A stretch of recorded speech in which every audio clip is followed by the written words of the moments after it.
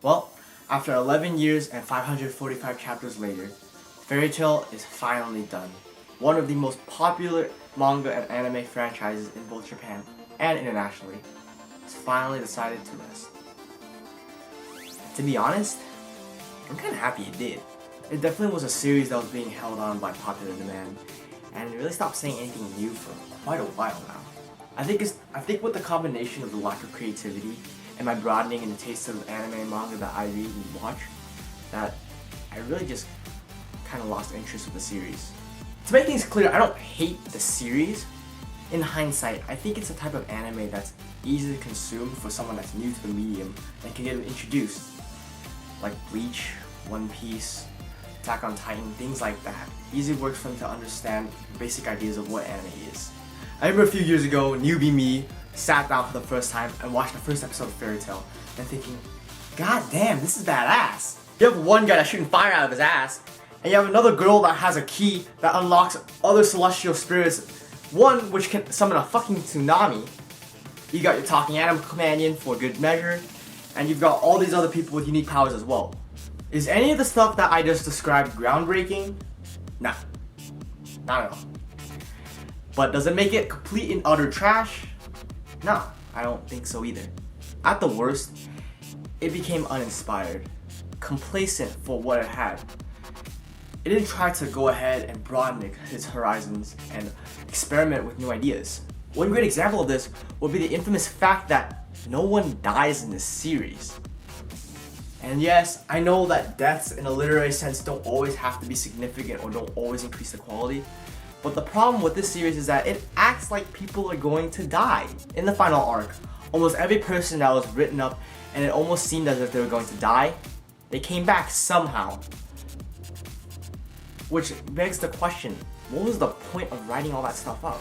It's fine if a series doesn't have people that die, but if you're gonna act like people are going to die, don't bring them back because it just cheapens the effect. I mean, at this point, Mashima's name should be changed to Mercy because his heroes never die! Fucking Mercy! Maybe because of this fact alone, other people would have started losing interest in the series, and I wouldn't blame you. However, one thing I have to give points for is how Zeref was written as a villain. To give a brief synopsis so that people can understand his motivations if you're not familiar with the series, Zeref is the Black Wizard, and he is known for creating all these demons, and is one of the most powerful magicians ever known in the world. What happened was that he actually hailed from 400 or 500 years back, I can't recall exactly right now, but he was the older brother of Natsu Dragon. And one day, the entire family, except for Zeref, died from a dragon attack. Zeref then sought to bring Natsu back, but with his magic, he had also created the first demon, Aetherius Natsu Dragonio, or END. However, bringing a life that was already lost had angered the gods and he had been cursed. So now everything around him would die. Now he would travel the world as a hermit, staying away from as much living things as possible lest he kill them. This caused feelings of despair and hopelessness to well within him, and as he kept wandering, he thought that the entire world might as well die. This was his train of thought until he met Mavis, or the future founder of the guild Fairy Tail. She would go ahead and provide companionship to Zeref, and for the first time, treat him as a human being, someone that is actually sought after. This actually warmed his heart up a little bit. He decided to teach her magic, but after something had backfired, she too became endowed with the same curse that Zeref had. And when this happened, Zeref came back and wanted her to become his bride, because he thought that if they were going to both suffer the same fate, might as well suffer it together. But he somehow put her into a half-death, half-life state, where she was unconscious yet her heart was still beating, she just couldn't wake up. So after this, he had realized that through whatever had backfired, it had created a very powerful type of magic. Basically, the point of her death was that it serves as the catalyst for the current events of Fairy Tail to happen. It's a nice juxtaposition, really. The cool and calculated Black Wizard had done all the things that he'd done for the simple fact of love. Or more like blind passion.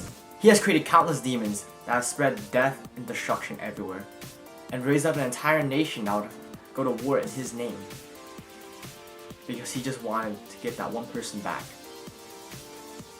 Ironic, kinda, I feel. So when our villain, is finally defeated and he lays on his back, waiting for death. Mavis comes back with him as well, and goes together with him one last time. But that's enough about me rambling the story. I definitely know that other people have opinions about the story that I could very well respect and understand and see where they're coming from.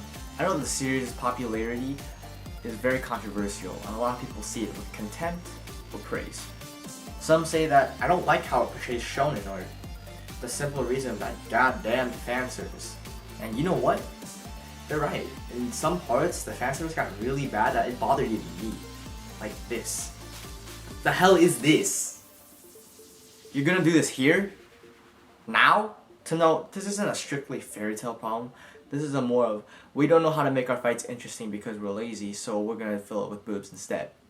Every one of the big shonens has done this at least once. And while that's an example of valid argument that I can understand, what I can't wrap my head around is people who refuse to see popular series like Fairy Tail for the mere fact that it's popular. Some people think that, oh, because it's a popular series, it must now suck. Which I can't really understand. How are you able to use the popularity of a series to judge its quality when you haven't even seen anything from it yet? To me, and to anyone who views anime critically, you should have criticisms that point directly to what happens in the source material or in the anime. Not things like, there's too much people on this site, so it must be for casuals now. Don't have the piss poor excuse of saying, well, the casuals are watching it, it's ruined now. What kind of bullshit thinking is that? Do you have to be reminded that anime is first a medium of entertainment? And entertainment means that you're gonna have fun first. That's the priority here. Just watch shows that you genuinely like and have the pride to own up to it. It's that simple. I would have more respect for you then. The most important part of being a fan is loving the shows that you actually watch. We don't have to love the same series, alright? I understand that. But make sure you actually watch the series that you love or hate. Don't have an opinion beforehand based on what people are already watching. If something doesn't suit your fancy, alright, that's fine. Hey, and if you can construct meaningful reasons of why you don't like a certain series, or you love a certain series, then extra points to you. The basic message that I'm trying to push for here is that you shouldn't ever hope that a show sucks. I go into every series hoping that it's gonna make me laugh, care, cry, for any reason. Of course that doesn't happen each time, but having the optimism when you're going in helps a lot. What's the point of me hoping that a show sucks instead of hoping that it's gonna entertain me? No one would gain anything from that. Well, our journey is finally at its end, and our characters must wave goodbye one final time before the curtain draws close. So Ivy can no longer accompany them on their adventures. Let's be thankful that we've been able to see them for so long, and see what they've been trying to say. It's pretty damn easy to see. Friendship out.